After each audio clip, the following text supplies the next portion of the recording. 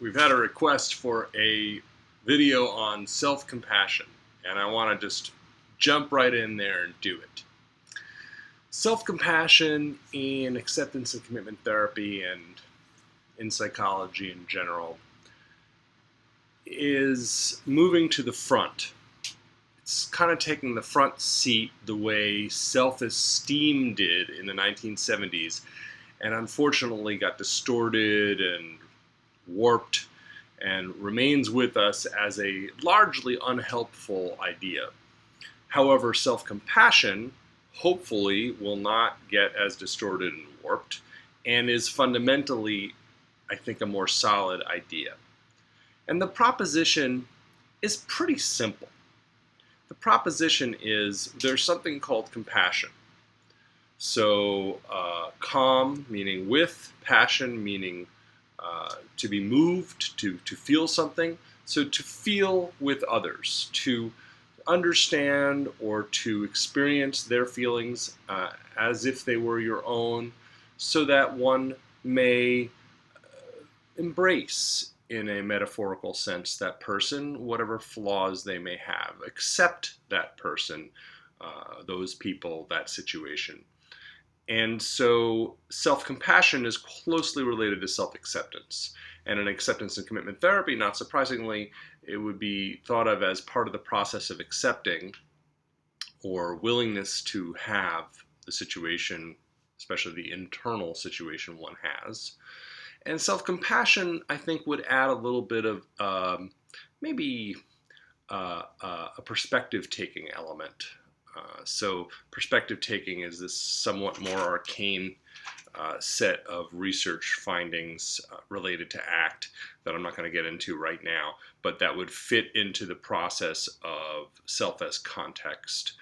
Perspective-taking, very briefly, could be thought about as the ability or set of abilities in which one can see the here and now and things that are there and then, and flexibly shift between these, thinking about, oh yes, there was that time when I was there then doing that, and now here I am now doing this, and one of the things I'm doing here and now is reflecting on the there and then. That's all very abstract, so let's try to get a little more concrete, shall we? Self-compassion. Well, this is really does not have to be made complicated. Let's make an example. Let's say I'm someone who has a set of thoughts and feelings that really bother me. Perhaps feelings of being inferior to others, perhaps feelings of comparing myself to others and coming up short a lot, often.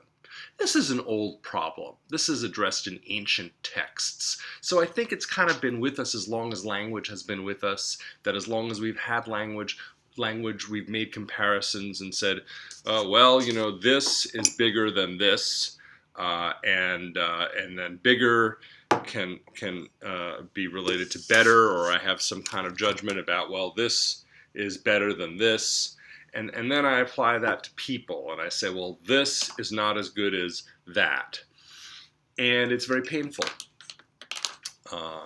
Why it's painful, let's get into in a whole other video on evolutionary psychology. But it just is painful for purposes of today.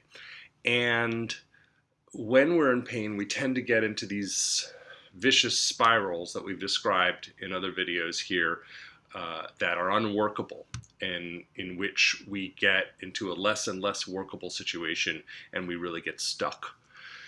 Self-compassion, in a sense, short circuits all that.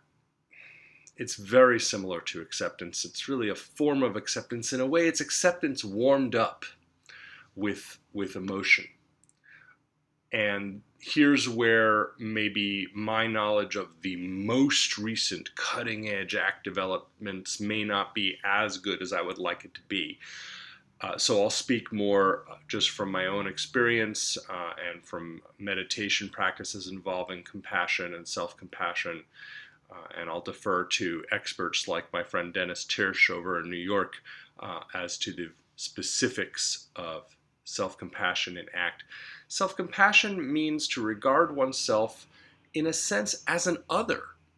This is the perspective taking piece of it. So it comes up in the kind of intervention or the kind of statement one might make to someone with a lot of self-comparative thoughts that are very painful, and say, if you had a friend in your situation who had all the same situation that you have and the same thoughts and feelings, would you sit there as you are now and say, God, he's so stupid. He's so stupid for having these self-critical, painful thoughts and believing them, and he's so stupid for whatever else he's doing? Would you do that? Would that be what you'd have to say to a friend, or even think about a friend? Or might you be compassionate? Might you feel for that friend?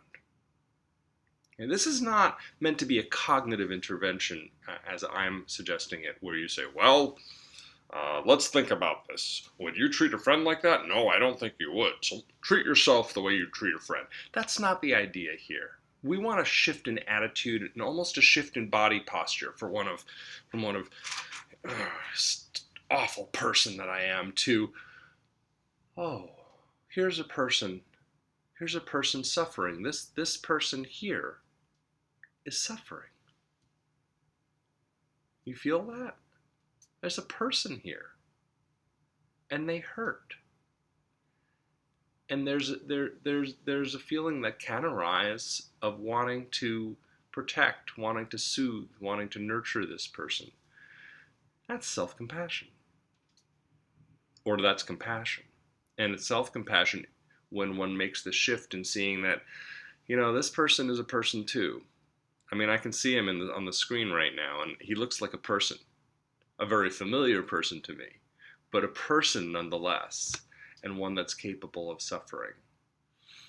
When we see that we're all alike in this sense, that we're all capable of suffering, and really great suffering, and some of the worst suffering that we endure is suffering about the self, suffering about, I don't feel like this is right. This person that I am is not right. That's a very, very painful form of suffering. And so to bring self-compassion to anything that comes up, these extremely painful inadequacy feelings, or maybe just something simpler like just having a rough morning. When we are self-compassionate, we are much less likely to take it out on others and to become, I'm trying to dodge the four-letter words here, becoming irritable, becoming unpleasant to others is not necessary when one is holding the self mentally, emotionally.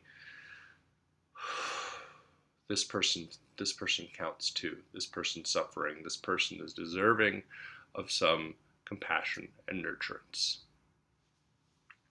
All right, there's my first stab at it. Hope that's helpful. Let's see what on earth I just said. I'll try to be compassionate with myself when I review it.